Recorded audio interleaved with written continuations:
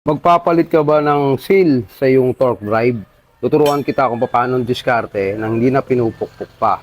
Siyempre, para sa mga nagdi-DIY to, konting tip lang mga boss. Napakasimple lang. Tangan mo lang yung luma mong seal, tapos ilalagay mo rito, pag ganito.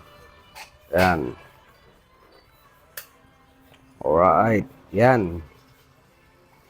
Tapos yung bago mo, pabaliktad mo namang ilagay dito. Yan. Tapos, pag nailagay mo na, yung luma, saka yung bago, ito lang gagawin mo. Basic na basic.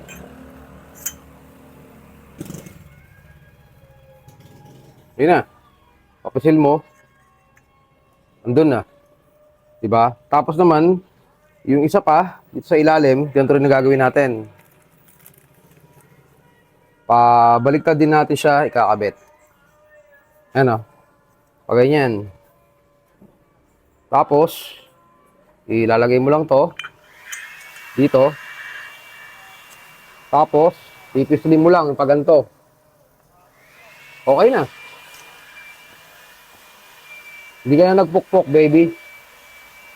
Oh.